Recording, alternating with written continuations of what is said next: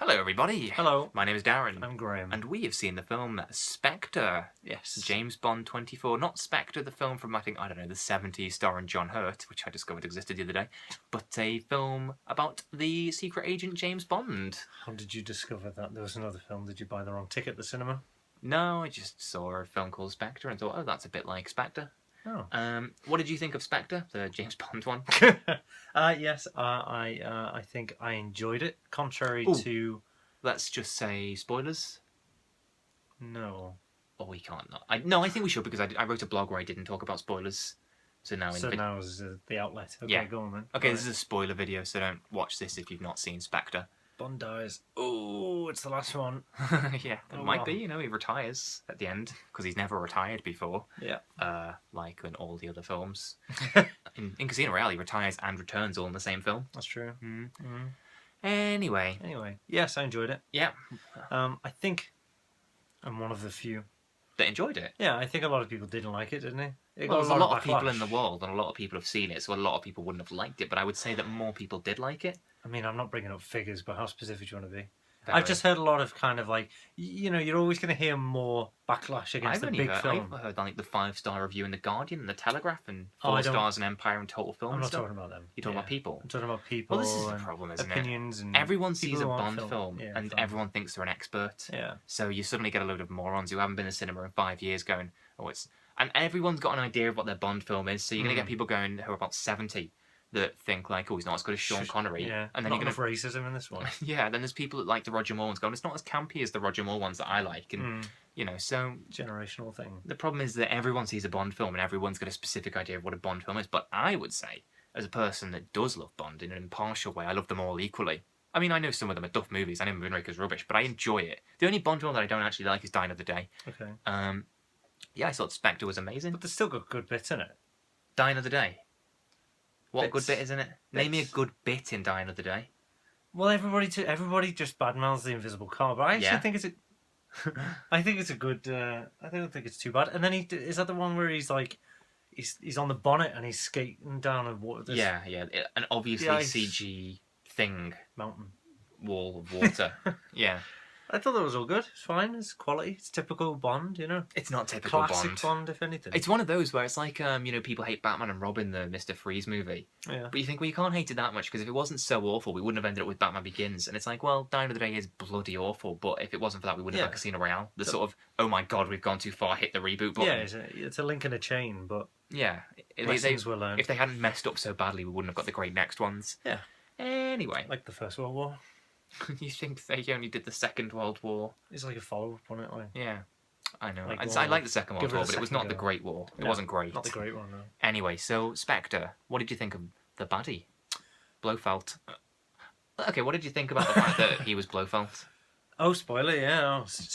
Head first into the spoiler. I did say spoilers. Yeah, I know. Yes, I didn't find it an issue, so yeah. You didn't find it an issue that Blofeld was his brother? I didn't find it obstructive for me to enjoy the film. I didn't see it as much. I would agree with that. I thought it was fluid enough that it just fit in. But I would also say that it's pointless. It didn't. Well, it might be pointless, but it didn't take me out of the film, so I could carry on enjoying what I was watching. But it did seem pointless. It raised questions, but they weren't questions that made me go like, "What?" Raised contrivances, like whether I don't care the Blofeld. Well, it's like Spider-Man and all this, isn't it? It's like it's a very small world, isn't it? It's like everybody's interlinked somehow. Yeah, but I understand that the actions that took place led to Bond becoming Bond and Blofeld becoming Blofeld.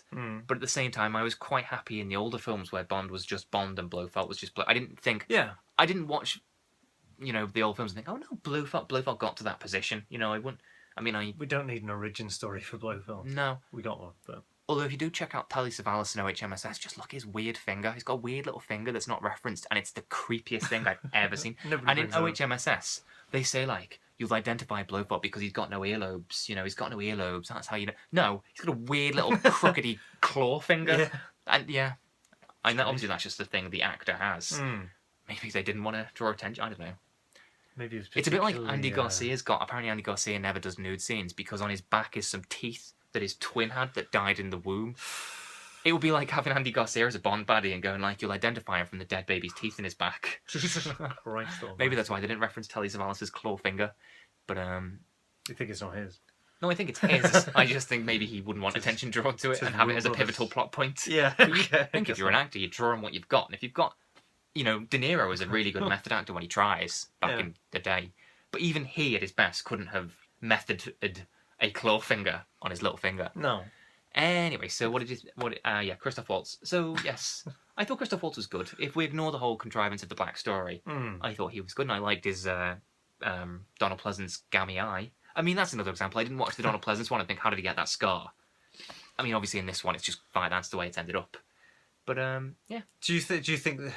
Are you glad that they kind of kept the image of Blofeld? Well, the image changes because obviously it started off as Donald Pleasance with the scar. Then it went to Telly Savalas with the previously discussed finger. Then it went to Charles Gray, who was a wig and no scar. Well, not a wig, he has hair. Yeah. Yeah. But I mean, in the book, which are obviously irrelevant to the film, but just for the sake of it, Blofeld's meant to be like a master criminal who has plastic surgery to change his... so you kind of get it. And also with the other films, like OHMSS is kind of like a reboot. And so it almost makes... So you watch like You Only Live Twice, where, Donald Pleasance gets away. And then in the next one, Bond and Blofeld are like just talking, because Bond's undercover. And then there's a bit where Blofeld's like, I know who you really are. And you're like, I know. I saw the last film. I've been wondering why you've been so nice to him for the last hour. Yeah. But then it's a reboot because they've got George Lazenby, but then they go back to the old one. Yeah. It's kind of like having a sequel to Casino Royale starring Pierce Brosnan. So it gets really confusing. And then obviously there's, I think it's For Your Eyes Only, where they lost the rights to Blofeld. And so just conveniently drop a bald man down a chimney. Angry bald man. Just let you assume. That must have been Blofeld. Yeah. Guess he's double. Oh, and there's also Max von Sydow, who played him in Never Say Never Again. But we never talk about Never Say Never Again because it was bloody awful. Although I do like Max von Sydow. Never say never again. Yeah. So yeah.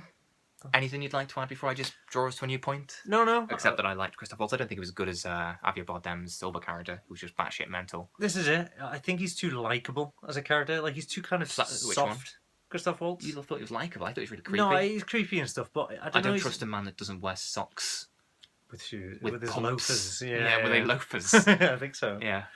Yeah, you look too comfortable in that. As soon as I saw him without socks, I just thought, you're wrong. And when I saw a man with a blood eye and a sort of a cat and an injection machine into Bond's face, and I saw no socks, I thought, sinister. Yeah. Something's up. There's the the red flag. Oh, hang on. Yeah. So come on, what's your new point? Okay, what did you think about the female characters in this film? Which ones? Well, that's an interesting. Monica Bellucci. Spotter. Yeah, I think a fan of yours online said that. Mr. Graziano. He mentioned that the scene. A fan of mine, and then you name him. You are a fan. An associate. You've been called out now. An online associate. This is it.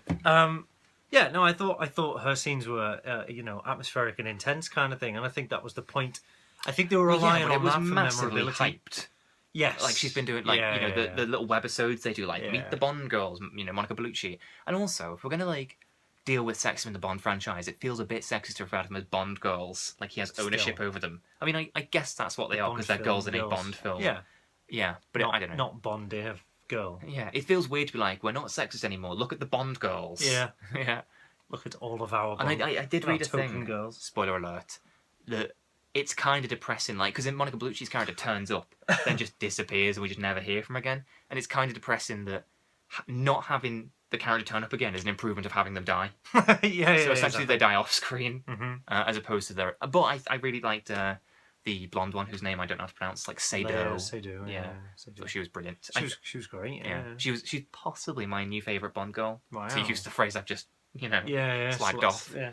Is that because she's... What? Why? Because she's... I don't know, do you agree, because I wrote the blog saying that I thought she was better than Vesper. Do you agree that Vesper's not... I think she's brilliant. Too dominant of a character. I think for Bond, the opposite. Kind of... Oh, really? I think she's too... that bit where they're in the shower... And he's sucking on her finger, and he's 4 times bigger than her. And it gets strange, but as a character, it is strange. I don't know. I don't think, because I do think she's kind of Vesper's too kind of easily, which is fine as a character. That she's too easily upset. Whereas I think Bond would go for the strong Monica Bellucci type or this blonde woman because she knows how to handle a gun and she's got her own agenda. She dumps him at one point before then the film panics and then makes her a hostage for him to save. Like, oh god, I've got to do something. Yeah. Let's put her in underwear and make her a victim. Yeah, she reminded me of Tracy from OHMSS in that I saw Lazenby and Dinah Rigg and I saw Craig and her, and I thought, okay, I'll buy that. That works. I can see why they would like each other. That was the intent, wasn't it? Didn't I think? Yeah, but I don't with the others. Like with him and Vesper, I thought, like, no, I don't think they don't look quite right together to me. Okay. I also really liked how this film has like so many references to the previous Craig ones. You know, like they've got Mads Mikkelsen's face stapled up and Silver's and stuff like that. Nothing for Quantum of Solace. It's like, what about the baddie from that? I mean, I know he was forgettable, but surely you remember him. He worked for you, Blofeld's. Yeah. And I also like, there's the bit where they're walking through the MI6 headquarters and Blofeld's like chained the blonde girl to a chair and there's rigged the whole building up and photocopied faces of Mads Mikkelsen. Yeah. Blue tags into the wall. Just imagine him like doing it, like. Yeah, he's gone to the Staples to buy some blue tags. Yeah, he's like going through his checklist, like, bombs, tied up girl. I forgot prints. I have to go to news agents. Oh, I'll get photos of him on Facebook or something, yeah. Like, is it 5p? And good accent. Thank you. Yeah, so yeah. I don't know, it was all just quite strange. Yeah, it is quite strange. Up and down one, it was like... Just up and down. Well, aspects of it were really kind of... I mean, it's the same with any film, I suppose, where aspects of it were really well done. One girl is really well. Oh yeah, okay, yeah. Do you know what I mean? It's like there's shift in focus. I enjoyed Bellucci when she was on screen. She was just on screen for 3 seconds, and that was it. If she'd have been the main one all the way through, and the other one hadn't turned up, I'd have been quite happy. Yeah. I mean, I don't even particularly like Monica Bellucci. It is a game. It is only a game. Yeah. So, well, it's an interesting point that you made about Blofeld and then Monica Bellucci because, like, what did I say? Well, it's the fact that Blofeld is connected to Bond, kind of intrinsically sort of thing. Yeah, which I wasn't 100% a fan of. I didn't hate it, but I could have done without it. Yeah. Because it just raises questions that you don't need to... Yeah, exactly. You don't want the questions. Just throwing up coincidences. Yeah, but I mean, it makes more sense that Monica Bellucci would show up and then disappear again because that's what a spy does. He gets the information and leaves. Okay, it shouldn't be in like half a scene. But Monica Bellucci as an actress brings a hell of a lot of baggage with her. Yeah. And also the sort of film hype suggested she was going to be a lot more. So ignoring everything except literally what you're watching, then maybe like you're saying it makes sense, but you're not, are you? Obviously you're sort of thinking, oh, there's Monica Bellucci. Oh, there she's gone. Yeah, you are. Yeah, you become invested. It seems like a massive waste of Monica Bellucci. That is a shame. But I guess to refer it back to Blofeld, it's like he is the main kind of villain and stuff. You think he'd be as sparse as possible. He'd be out the way because he's he's not in it for about the first 2 hours. That was what I thought was interesting. There's no baddie for ages because obviously Bond is just tracking down. Yeah. Like, I mean, what's to say? Silver doesn't turn up for ages in Skyfall either. But yeah, this film just felt baddieless for a long time. Skyfall was amazing. Skyfall was amazing. Spectre was amazing. Watching Spectre, I think it just made me want to watch Skyfall. I watched it. I watched them all in preparation. Did you? Yeah, obviously. So yes, so overall, I think this film was amazing. Yes. Very Hitchcockian. It was also very amazing. I mean, I think a few people... sorry to glaze over your Hitchcock. No, it's fine. I wrote about the Hitchcockian aspect in the blog. There you go. I think a few people... I think I've seen comments about him, his little shootout at the end. Who? His one-armed... Oh, I did notice one thing, but go on. Machine gun, perfect aim. Who had a one-armed machine gun? Bond. Did he? Yeah, he was running out. Oh, it might not have been at the end. It was. Oh, the bit in Blofeld's lair. Yeah. He's coming out. The crater lair, which is a bit like a volcano lair. Yeah. What's weird about that? Don't know, it's just kind of ridiculously superhuman. Do you know what I mean? Like, come on, that's as soon as like you watch the best super spy in the world. Yeah, I think if you're watching a James Bond film and you're going, oh, we wouldn't be able to fire a machine gun with one hand, I think you're kind of missing the point. In fact, there's a bit in fucking Moonraker where Roger Moore has no gravity sex whilst his boss watches him on a webcam. You know, the Bond franchise isn't about, despite what some people claim when they do the reboots, it isn't about realism. It's a fantasy film. Yeah. What was I going to say? Oh yeah, the thing I noticed about Skyfall and Spectre, which is different to all the other Bond, and people know this about Skyfall and probably about Spectre too, but I'm going to say it anyway. All the other Bonds end with James Bond attacking the villain's lair, the volcano lab or whatever. Both these two involve the villain attacking his lair, because Skyfall ends with the shootout at the Skyfall Lodge, which is Bond's family home, and this one ends with the shootout at MI6, which is Bond's workplace. Yeah. These are the only two films where they... It's getting too close to home now, sort of thing. I do wonder what they're going to have as the MI6 building in the next one, are they just going to rebuild it brick for brick identical? Yeah. Because that is obviously the actual MI6 headquarters. Yeah. Spoiler alert, in case you don't know. if you're looking for a terrorist, yeah. not to give away where we keep our spies. I think that's treasonous. Yeah. Get beheaded soon. Whoops. Yeah. Oh well, good publicity for the blog. Yeah, I suppose so. Oh, I guess that's one for Julian Assange. That's how we keep our spies, that building. Anyway. Oh well. So yes, I love this film. Good. Did you? Yes. Good. Goodbye.